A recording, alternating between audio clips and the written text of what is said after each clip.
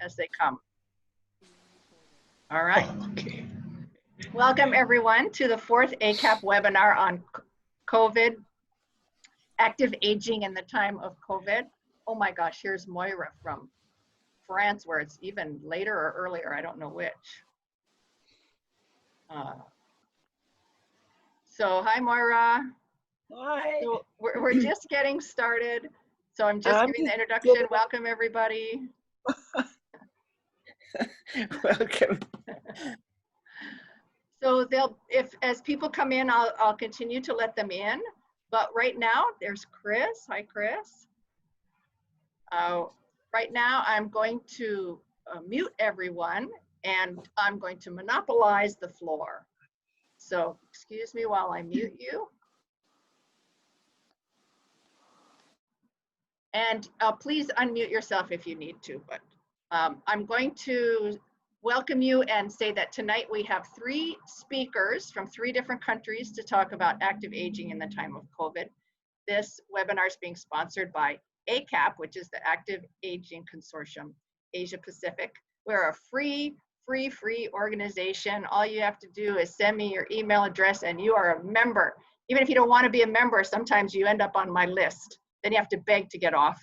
We have a bi-monthly newsletter, and it comes out when I get a chance to put it together. But it features fabulous stories from a lot of our members and members to be. So I do welcome you. If you have anything that you would like in the newsletter, to please send it to me. So I'm going to say that we have the 3 speakers. Each will speak for 10 minutes and hopefully leave time for questions and answers. The order will be Nan Bosler from Australia, woo! And then Kasorn Sumpalthang from Thailand, woo! And then Ed Gerlach from the Philippines, woo! And these are all friends of mine I'm very excited about. And I will first introduce Nan. She'll talk for 10 minutes. And then we'll have a few, Cullen Hayashida, thank you, Cullen, will be managing the chat. So if you have any questions, just send them into the chat for now, and Cullen will try to ask them. Then at the end, we'll open up our mics again and have a free-for-all. So Nan is the founder and president of the Australian Seniors Computer Clubs Association. She's been a community volunteer for 70 years and serves on many community and government committees and boards. I even found her in Wikipedia. That's how famous she is. In 2019, she was awarded the Order of Australia for significant service to seniors and to the community. She's a published author and a devoted grandmother. And I can't remember when you joined ACAP. I'm going to guess 2013, because that's when I remember meeting you first in Korea. But she's a contributing member. Okay, so you need to unmute yourself. There, I just unmuted you. And you can, and I'm going to open your slides,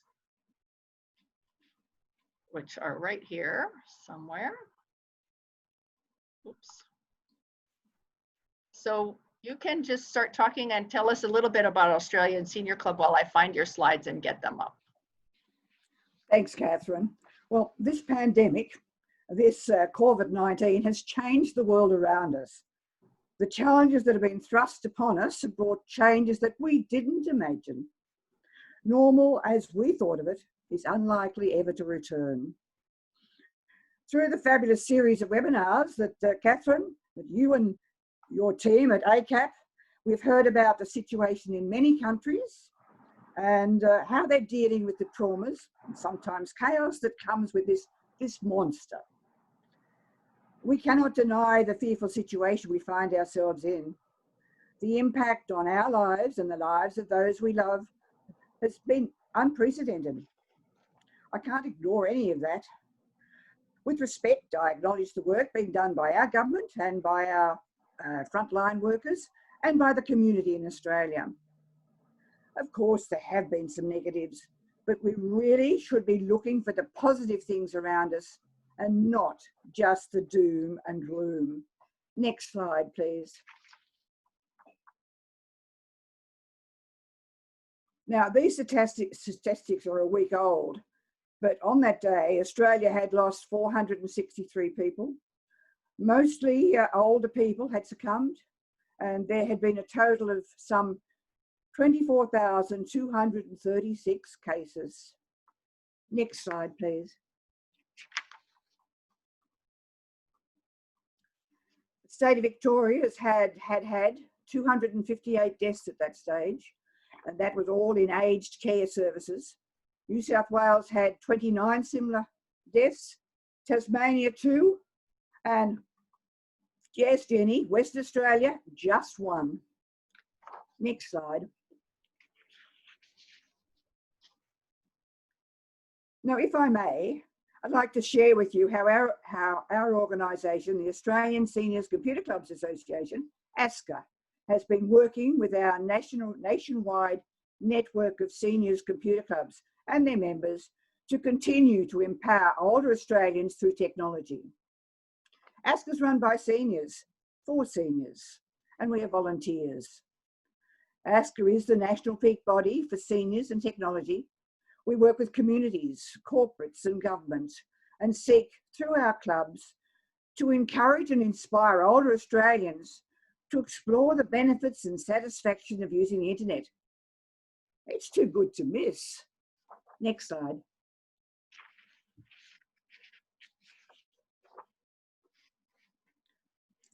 Now, it's been vital that clubs have kept in touch with their members while clubroom doors have been closed. I'd estimate that about 1/3 of our members are in the 70s, 80s and 90s age group, and many are living alone. Part of the reason for belonging to a seniors computer club is the social inclusion that has become a very important factor in their lives. Their very well-being is determined by social inclusion. We can't let them down. We will not let them down. Next slide. What a difference the challenge of COVID-19 has made to the way our clubs have managed. It's actually been exciting to see just what a difference some of our new thinking will have on our future. Online training is already a major part of our programs for remote Western Australia and the Northern Territory, where video conferencing has been the most efficient and enjoyable way to master the tyranny of distance, to bring technology to those in areas that just can't manage without online communication. The tyranny today is not caused by distance alone, but by this pandemic. And those who can't use even simple technology are disadvantaged. Many older Australians are living alone in social isolation, but because of technology, they can order and have food delivered to their front door. The chemist will bring their prescriptions. Books, plants, potting mix, even clothes can be ordered and paid for online and delivered to homes. Next slide. There are ways for us to share family joys, even though the miles separate us. It's been absolutely joyful for me to meet a new great-grandson online. He was born in March, and I have not been able to cuddle little Oliver yet. His parents have been sending me lots of photographs. I'm looking at one of those photos right now. You are too. My imagination enables me to reach out and put my finger near his little hand. And I'm sure I can feel him holding it. Yes, we may be alone, but there's no need for us to be lonely. Next slide. Almost weekly, ASCA is preparing and distributing a variety of newsletters to our clubs, who can then forward them on to their members. You can go to our website, www.asca.org.au, to find links to the latest of these newsletters on the homepage. Or you can send me an email and I will send it to you direct. The ASCA newsletter has been going out monthly for more than 20 years, and the 2020 newcomer is called ASCA News, to use, peruse, amuse and enthuse. They are kept as light as possible, but full of information and ideas. The world has changed around us, and many of us are getting used to isolation. We sincerely hope that the newsletters and the information we are sharing with them will help them to keep in touch with their members. Many clubs are organising online training with their students and projects that they can participate in. We are hearing about innovative and successful ideas. It's actually quite exciting to see the energy being shared. It's certainly congratulations to all of those clubs, their trainers and students who are making the effort to keep in touch. I joined a club meeting held recently via Zoom and shared a conversation with some 32 members and trainers and their local mayor.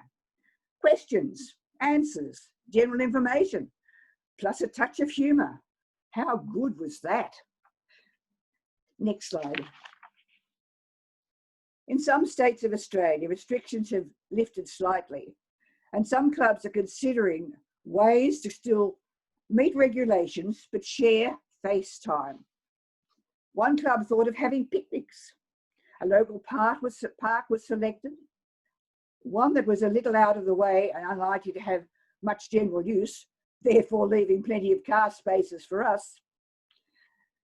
Picnic chairs put in a circle with careful and correct social distancing, fresh air, happy conversation, and great opportunity to chat with friends. Next slide. A cluster of clubs on Sydney's northern beaches also has a newsletter that goes out regularly, sharing opportunities for their members.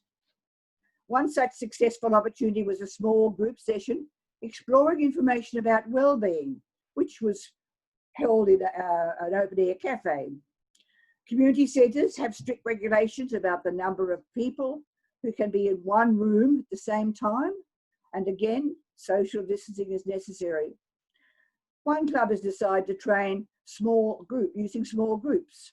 Their club room has been deemed suitable for 9 people, so they decided to keep the one-on-one trainings online and start small groups training in the club room.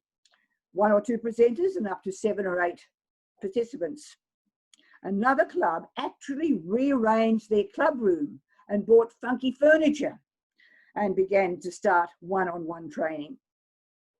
In all of these instances, a record of everyone in attendance is kept and necessary hand sanitation, maintaining social distancing and cleaning after each session is carried out. Masks are optional. Next slide. I strongly suspect that there will be a lot more online courses included in future club programs, alongside one-on-one training and small group sessions, even in suburban areas. Nora Springer. Right. Join the meeting.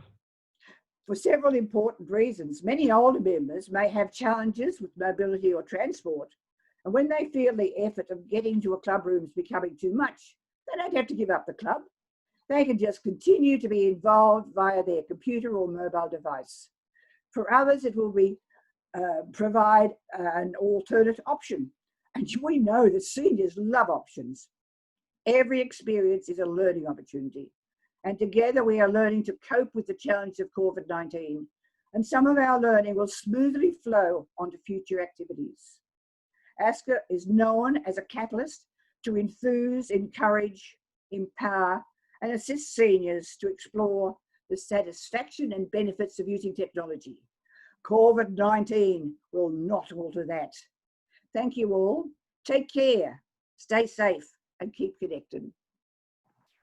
Yay! That was wonderful. Thank you very much. Cullen, any questions in the chat box? Cullen, I might have muted you, so you might have to unmute. There were no questions, no comments whatsoever. Okay. Well, you can certainly send your questions and comments to the chat. But to let you know that Nan has provided an article for the ACAP Bulletin. As soon as I can find some time to put it together, maybe next weekend, then I'll send it out. And you'll have a little bit more information about her club and also how to contact her for if you need the website. Here's the website. It'll also be in the bulletin. Wonderful. And I do really think it's true. Our faculty now are embracing online learning like they never had before. Before they were always like, oh no, it's not going to work. It's not going to be any good. I can't learn. And now they're like, do I have to come to work? I love this online stuff. So we're really learning. Okay, thank you so much. I will. We have one question. Okay, good. So this is from Ichio. Who can join the club? Do you get any government funding to run the club? We don't have any core funding, but we do apply for project funding. It's been a case of trying to sort of make ends meet all the way through. But with the wonderful members we have, we've really done fairly well. So project funding is our way, but we have no core funding. So who can join your club? Well, the clubs are spread across Australia, and anybody who's interested in joining their local club just has to go knock on the door and say, I'd like to join your club. And they come for all sorts of reasons. Do they have to be a senior? The clubs are primarily for those 50 years and over. Okay. So you include some youngsters too then? Well, all of my kids are old enough to join. What is really impressive is that you've been able to create this program throughout Australia. We have some attempts at creating computer clubs, but it's not really flourished. And I guess some ideas with regards to how to make it happen the way in which it's happened in Australia would be greatly appreciated. Well, we're happy to share whatever information people need. So we have one more question here. Well, wait, I think I want to make sure we have time for our other speakers. Is it a quick one, you think, Colin? I think so. This is from Mala. Is there a special drive to include vulnerable population in your clubs? Well, I am sure that we will be having a special drive once we get back to some vague normality, because some of the clubs may have found it very difficult to maintain members if they haven't kept in touch. Okay. Yeah. That's it. Okay, super. Thank you so much, Nan. So our next Pleasure. our next speaker is Kay Soren, Professor Kay Soren, who is a faculty member in the public health at Thammasat University in Thailand. Thammasat is just north of Bangkok. She's a noted gerontologist, teacher, researcher, and administrator, and she is engaged in community work, and she's going to be telling us about that today. Sorry, this is the last slide. I'll share again, sorry.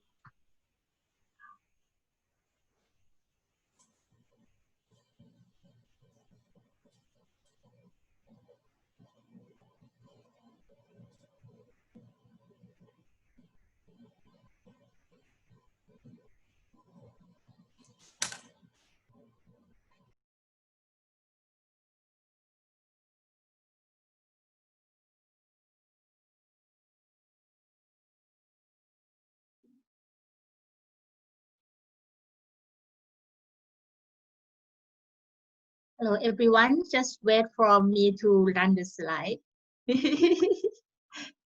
Okay.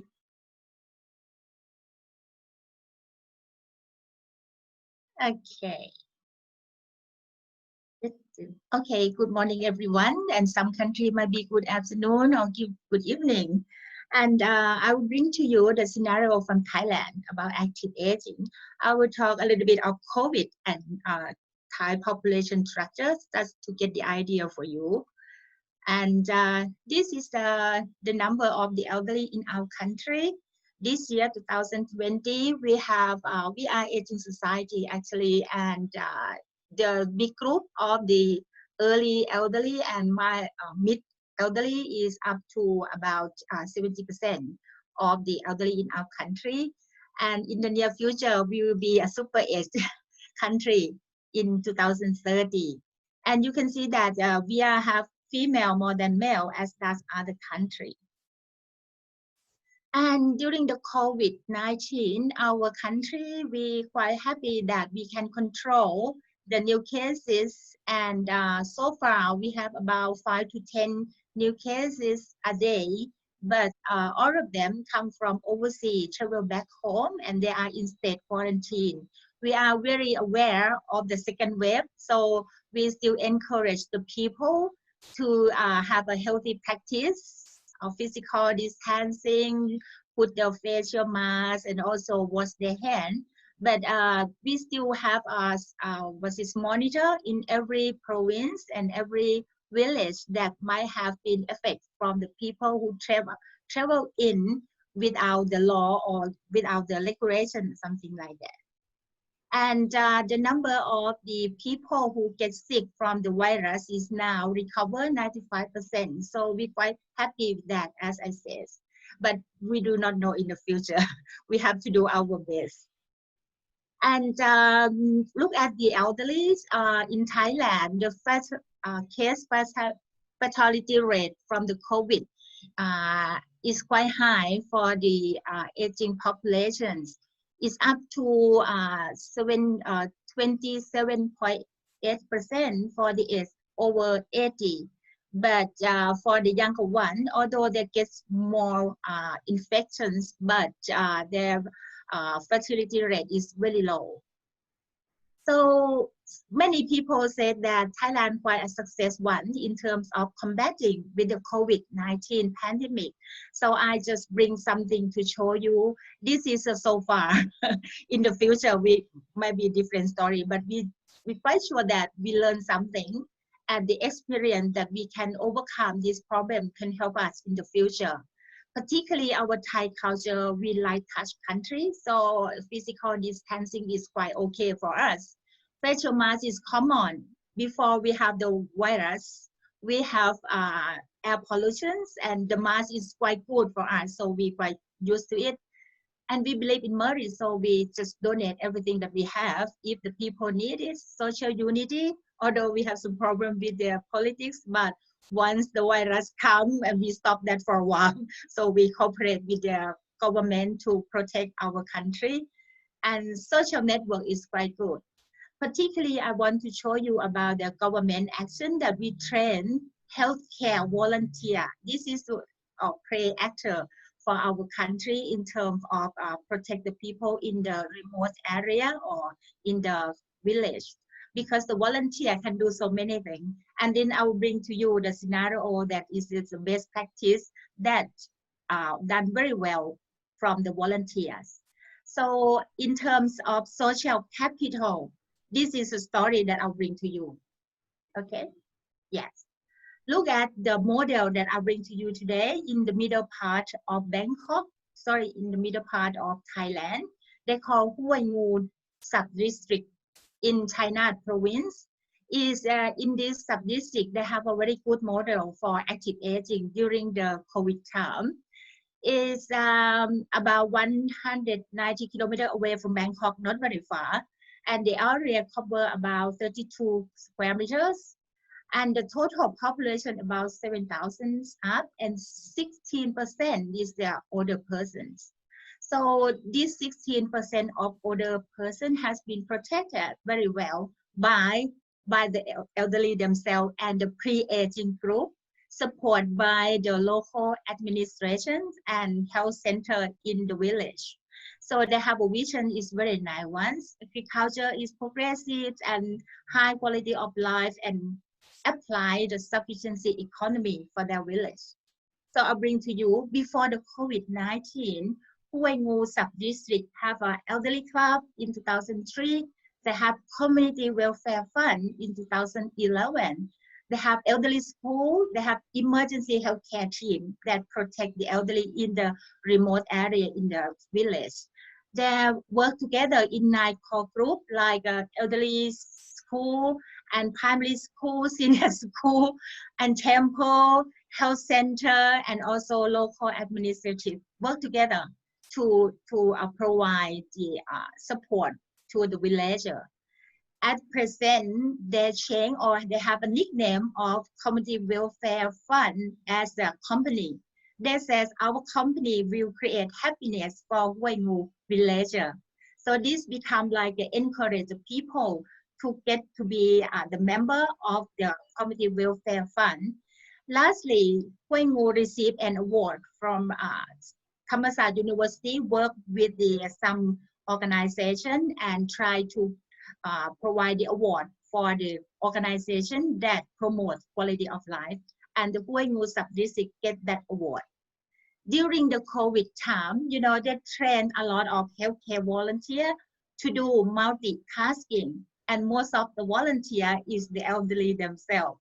They work they help each other, and coaching and supporting from the district health centers, support from the provincial health center, and they visit almost every household who have elderly, who have disability persons, and they just try to help them during the COVID time, because we got the lockdown for a couple of months, something like that.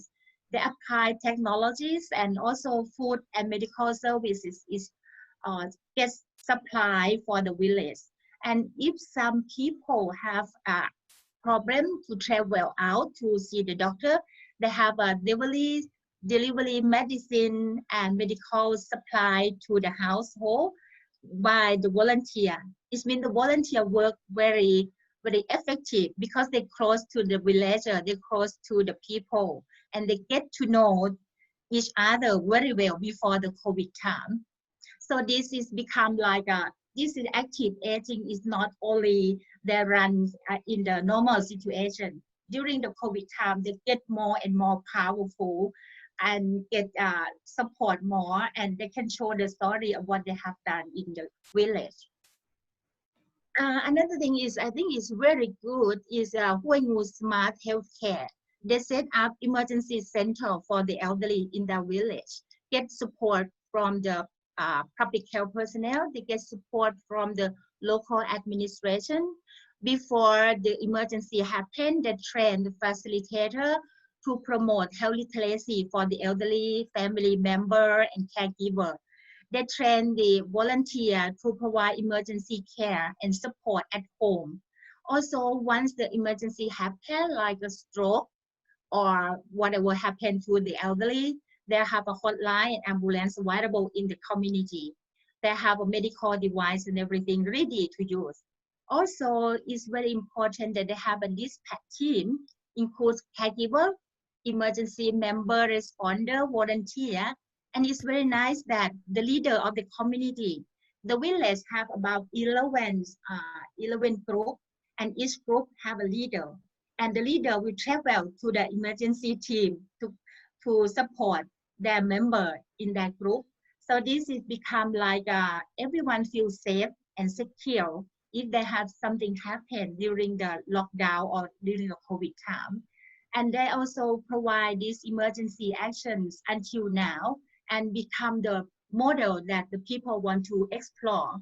So in the next few weeks, I will take a master student to explore this model as well. And I think it's good to learn and to hear from the people.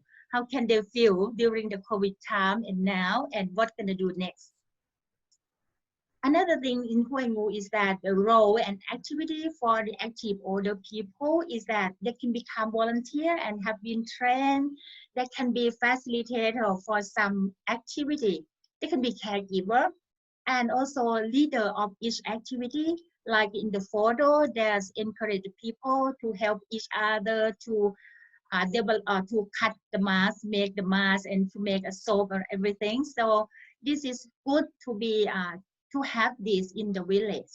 And also they communicate with the health personnel and local administrations, organizations, so that they get support directly to their village. They can voice whatever happened to their village.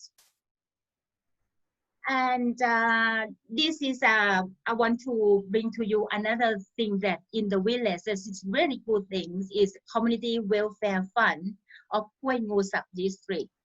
This fund managed by the committee, and the committee come from a variety of sector in the village, like the youth, the senior club, the senior school, or at the public health personnel, public health organizations, and also some private sector become a committee. Actually, the principle of community welfare fund is give and take. So the member put in the box like 1 baht a day. 1 baht is very tiny money. It's about $1 a month, but they put that in every day. So it become a big fund now. And they give and they take once you need some help, some support like medical supply and you cannot provide that, or you have some special event in your family, or you need help, whatever, the community welfare fund will organize that for you. So now all of the population, the people in the village become a member more and more. I think it's more than 50%.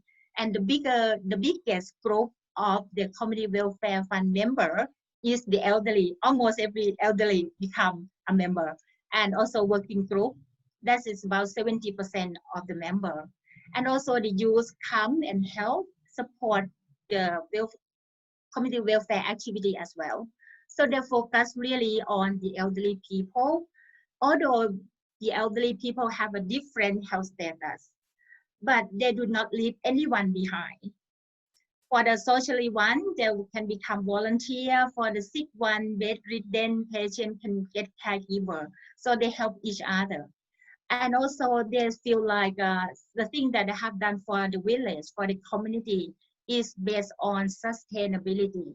They think that if they help each other, it means that they will have a sustainability in health. They can rely on their village, and they're also, internet unstable, environment, society, economy, and welfare for everyone. They set up the slogan last year that warm family, high life quality, elderly are valued, and move on to lively community that stay together. This is the slogan of Huai Ngu village. In this picture, my student, alumni, Thammasat alumni, she's in the blue shirt in the sport dress. She worked at the district health center, and she support this village. So she connect to the village, to the club, and to the elderly. And she said that this is started 10 years ago until now. She said that the people feel like each other, they trust each other, particularly the leader of the group is become the leader of the many activities in the village. So I would like to explore a little bit about community welfare funds in Huai Ngu. One more minute. They have a stock. Okay, they have a stock. Yeah, the stock is been input to put in the community welfare fund. It is group and organization. They have a strong group and organization. They have a very good network, and also they trust each others. The channel, how can they get the outcome, is a cooperation and collective actions. They have information sharing. This is very important in the community, in the village.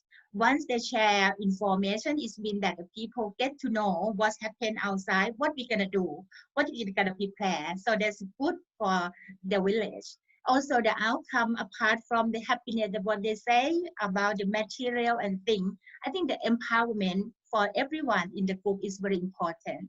So, COVID has stopped the world, has made many things bad, but there are some good things that will come out of it. So thank you so much. Thanks for the Kun Suwanaket Thanathorn who provided information about the Huai Ngu. Thank you, everyone.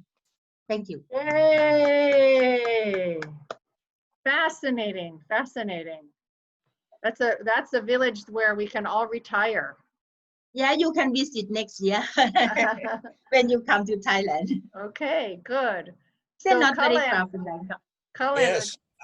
So it seems like this is a model for a rural area. So there's a question as to whether or not this model is also found in a larger population in your country, in an urban area. Yes, this is actually this Huai Ngu sub-district. They're not so rural area, but not urban. Urban everywhere now. It's a mixed area. And also, I think this is in many parts of Thailand have this, because health volunteer in Thailand is the number is about 1.4 million volunteer around us, 77 provinces in Thailand. So they set up, but maybe different in the activity. They might focus in different things, but the mission or vision is quite the same. Moira from France also wanted to know whether or not there was training for the volunteers, especially for the elder volunteers.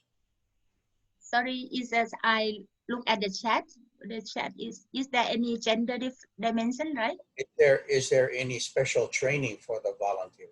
Yeah. There's have a special training during the COVID. Like how can you help the people understand watching, put the mask, select the mask, special one just for the COVID. Yes, and also record if the people from other province travel to their village and come from the infections area. Like if I travel from Bangkok, I have to register to the volunteer and I have to be a local volunteer. I cannot travel around the village. They will keep an eye on. So they'll contact the local health personnel in the village, like their policemen.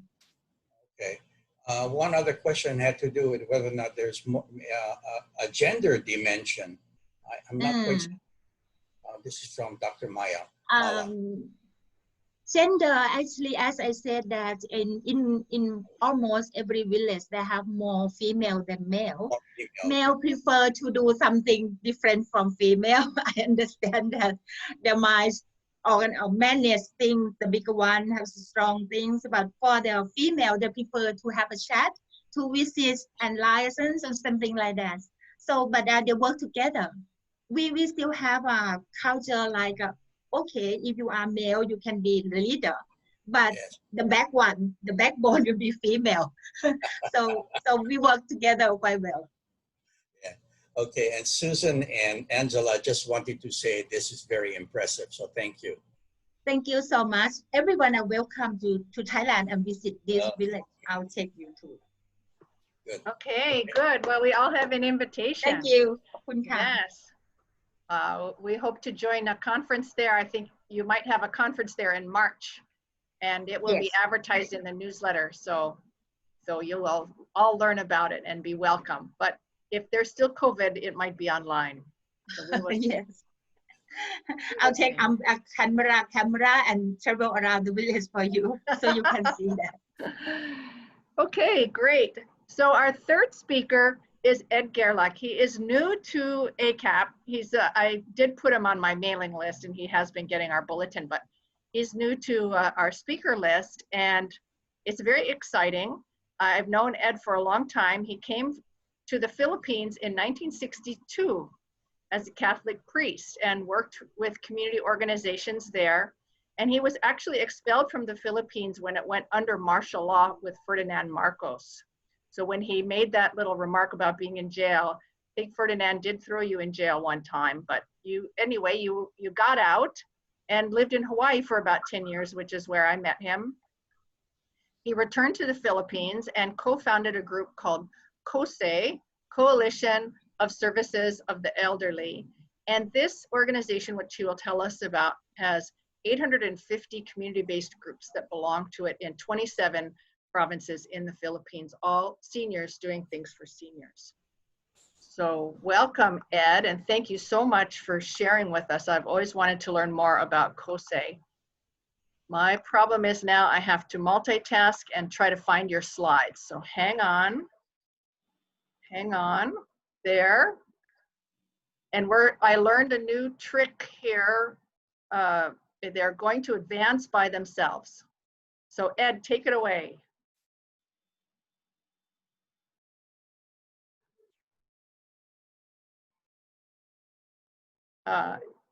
Ed, you have to unmute yourself.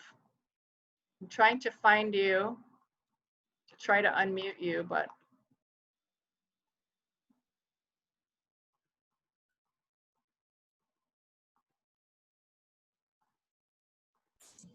You have to start again. There you are. Ed. Start again. I thought I unmuted. Wait, Ed, you were muted, Yeah. So start again. I can't find the thing. No, you're okay now. I unmuted you. We can hear you now. Cursor is. I have to look for technical support in this house. Hi, everybody. Hi. Is that a lie? It is, yeah. Hi, Eli. And she's It's trying. Catherine. Can you? Okay, here we go. Okay. Can you hear? Can you hear Yes. me? Yes. You know, the pictures in my talk, they don't exactly go together. So listen to the talk and look at the pictures. But when I first came to the Philippines, you never saw older people begging. But at the time, the population was 75% rural, 25% urban. Now it's almost the exact opposite. And so what we have tried to do is get together with a group of people, the government, non-government, religious, non-government organizations, etc., and to sit down and talk among ourselves, what can we do about the situation of older people? Because what has happened is that you see on television every once in a while, respect the elderly. But that's not a problem in the Philippines. There's a lot of respect for the elderly. Incidentally, we're moving so fast. These are community gerontologists, older people from urban poor areas who have learned how to become community gerontologists. So, wow, it's really moving. It's faster than I thought it would move. But anyway, what's happened is that we've gotten together a group of people and we decided three things. One is that we would continue working among government, non-government, religious, etc.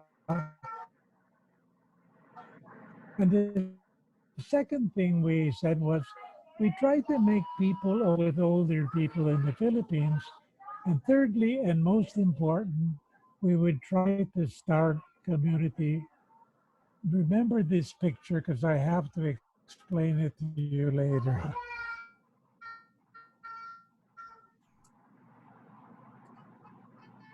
We would try to start community organizing is really a specialization. People have to be trained to learn how to become community organizers. And so what they do is they go to a training course and eventually they go to live among older people. In the beginning, I thought it could only be older people who could organize older people. And so what happens is we spend a long time just living with older people, developing relationships, and then finally asking them, is there anything that we would like to do about our situation? And the three things that poor older people will mention is number one, healthcare, number two, income, and number three, social. Strangely enough, the social part is older people, the principle is older people need another reference group beside the family. And so what's happened is as people ask, I'll just give you one example because we really need a separate session to explain to you how people become community gerontologists. I once saw a woman writing with a pencil pen on her shirt, CG. And I said, what's CG? And she said, honey, that's not call girl. That means community gerontologist. And so they learn how to, there's a hospital not far from where a lot of the people live. And they were just starting a program on geriatric medicine. And so doctors invited people who had volunteered to become community health workers for a course. It was a win-win situation because the doctors themselves learned about the situation of older people, and older people learned very basic community-based health care. Actually, the greatest need among poor people in urban poor areas is simple health care. And so the people, after 1 week, they receive the graduation kit with a blood pressure machine and a thermometer and the equipment like for ordinary kinds of sickness, like for colds and coughs, etc. And so they became community gerontologists. As we began, people, as the community began developing, of course, people began to ask for a lot of things. And so I just want to name you, this incidentally is a community drugstore. It's only the very simple medicines. This incidentally is a man who became the president of the country. But when they had a bill in Congress, they went to Congress and they caught the Congress people as they came in, and they asked them to support the bill it was a proposal to give a social pension to the poorest of the poor. And so each one of the Congress people signed that they would support it, and it passed in the House. And then it happened that when it came to the president, Gloria Macapagal at that time, she said she couldn't sign it because there wasn't enough money for such a program. There's a custom here in the Philippines that when people are having their birthday, at 4 o'clock in the morning, people will come and sing to you, etc. So about 1,500 people went to serenade the president. And they couldn't get very close to her house, but she could hear them singing at 4 o'clock in the morning. They woke her up, and she signed the bill eventually. And so what's happened is it's a type of confrontation, but in an Asian style. It's not the type of confrontation where people are hurt and stuff. It's just making a better alternative for the people who are in power. So I just wanted to name the programs that have developed as a result of people being organized. There would be health and income. There would be the social program. There's advocacy. There's home care. Home care means nobody should go to an institution if we can take care of them in the community. And it's only in a rare instance when people cannot take care of people in the community. Disaster preparedness. The Philippines is one of the most disaster-prone countries in the world. In fact, in the last week, we had a serious earthquake. And it's only the older people who have been through disasters and know how to handle it. And a burial fund. Really poor people very often don't have the money to properly bury the relatives. And so they have set up a burial fund, something like what was said in Thailand, although they give a lot less money than they do in Thailand.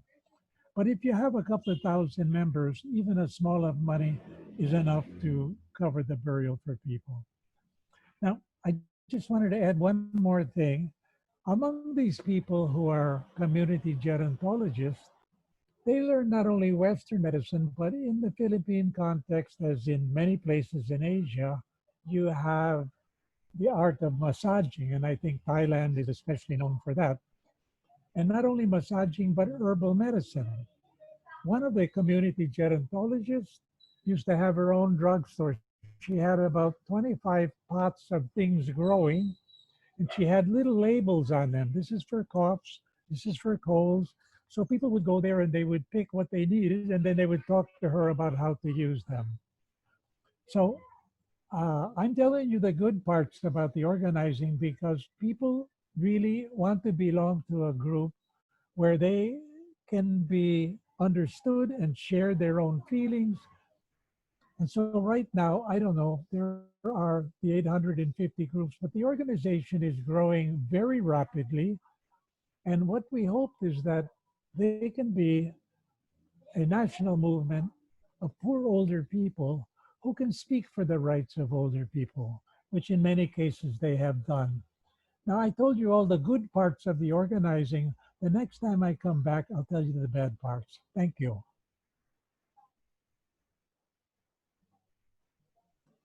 Wonderful. Wonderful. Thank you very, very much. Have activities changed because of COVID? What do you mean by activities changing? Well, you have a lot of people that are face-to-face there without any masks on. So are they still doing all of that kind of organizing? And what I mentioned, no, of course, we've been on lockdown the longest, I think, in Asia for 6 months. But what happened is, I meant to mention this, was we have a connection with a senator who gave us a large amount of food and drugs that we could share with the groups. And so where groups are organized, You know, in an urban poor community, in an organized community, there are poor people and there are poor people. So they know the situation of everybody. There are people within the community who are very close to destitution. There are people who don't eat every day. And so when the food and things were distributed, the group distributed not according to how many members there were, but according to the need of every member in the group.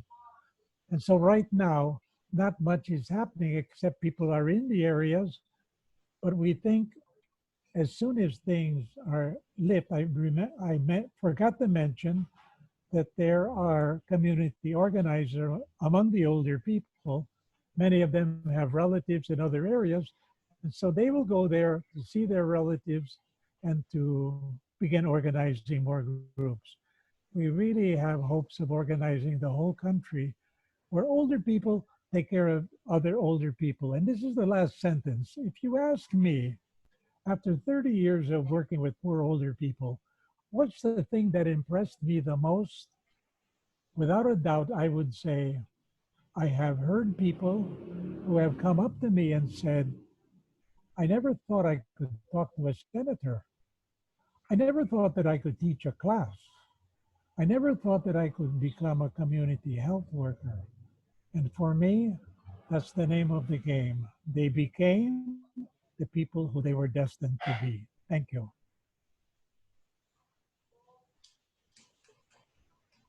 Wonderful, wonderful. Cullen, any questions in the chat or comments? Well, we have from Moira from France again, who was quite impressed with the fact that these two examples from Thailand and from Philippines emphasizing that, you know, this is about elders caring for their own. So she said that there's much more that we can learn and we need to pass this information on. It kind of reminds me of someone once told me that, you know, gerontology is a study of old people by young people. And I think the whole point of this is that this needs to be, you know, more of a emphasis on self-empowerment and things that we can learn and do more for ourselves. So thank you. Well, I'm curious as to whether or not, you know, given your past role with the church, with the Catholic Church, whether or not the churches and the other denominations and other faiths are being sort of rallied to assist in this whole area of building communities among older adults. Yeah, actually, there's been a movement here for about 20 years called Basic Christian Communities, where there are many places that the formal church doesn't reach. So they encourage people. I think Catherine can give you examples of the mountain province where people are a solid community and they take care of one another. I want to add just one more note. Of the major religions, either Hinduism, Christianity, Buddhism, Islam, all of them place life stages on top of one another. So the best stage is the last stage. But if you went out in the street and you asked people what's the best stage, nobody would mention the last stage, you know? So we have sort of a contradiction between what we believe and what we live.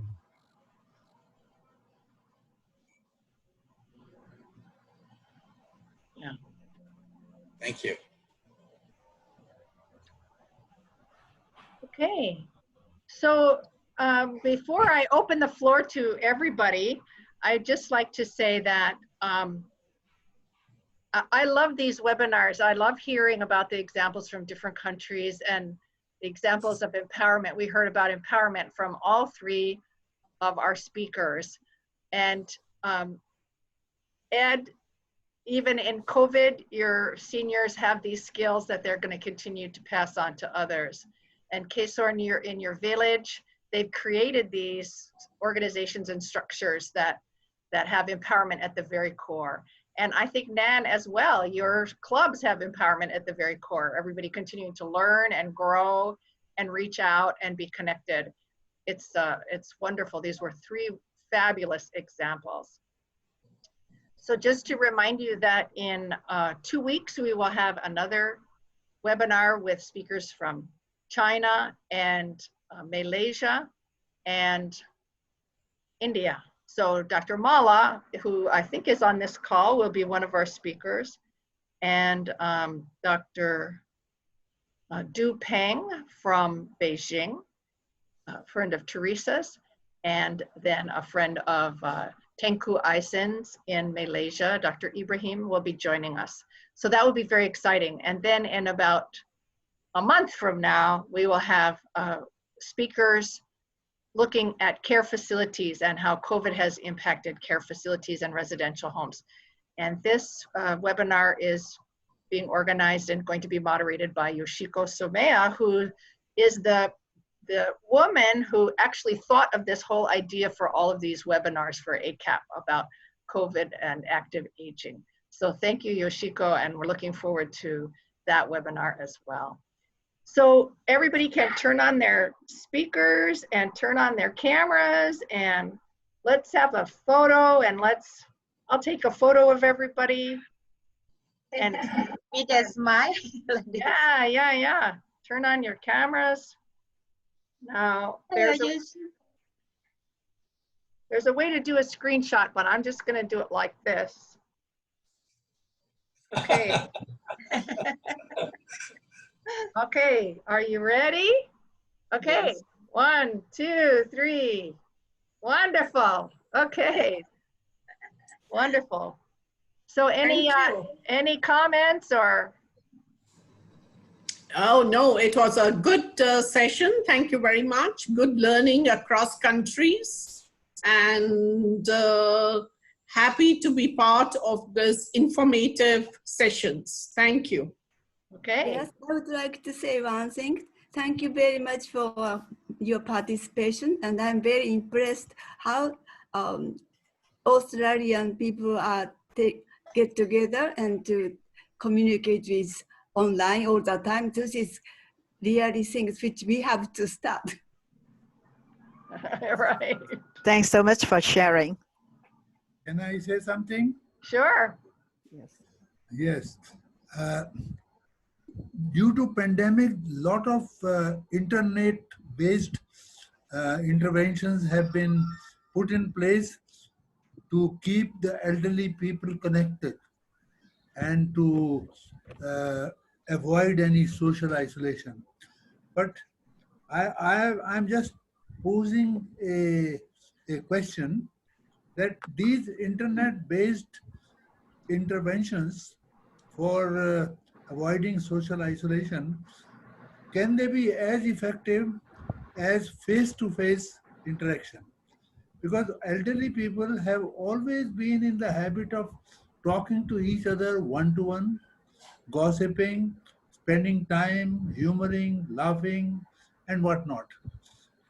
I personally feel that if the COVID continues for a long time, we may have to create certain spaces which are on the lines of, let's say, on the lines of dementia-friendly spaces, where elderly people can actually meet in a sanitized surrounding.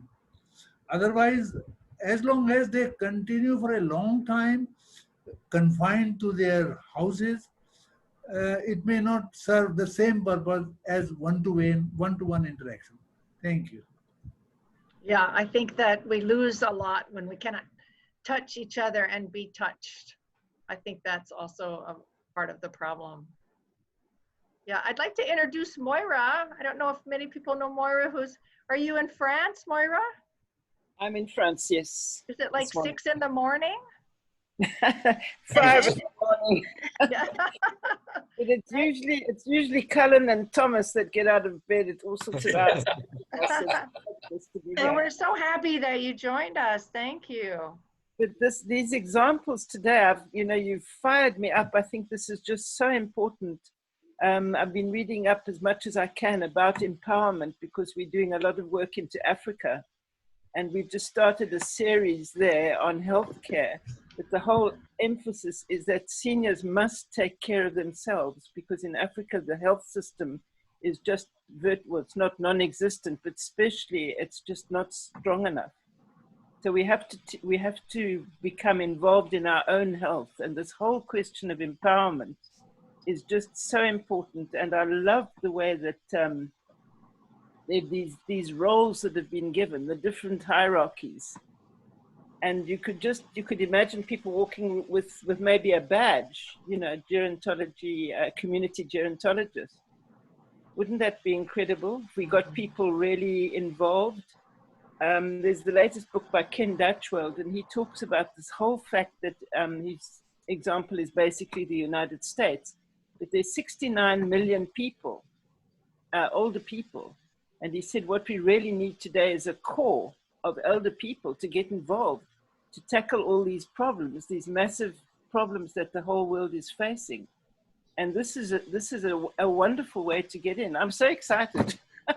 I don't know how, but especially into Africa, get this going because of the community, the rural communities, and get the training going. And I think that this is where we could get people like Ed and like Sora to come and help and to set up these programs. What are they? He says, no, I've got enough. But we all need to come together and share this experience, so we don't have to start from scratch, build on what's been done. So I'm just so grateful to you all. Thank you. This has just been really worth getting out of bed at 5 in the morning. I'm very happy about that. Yeah.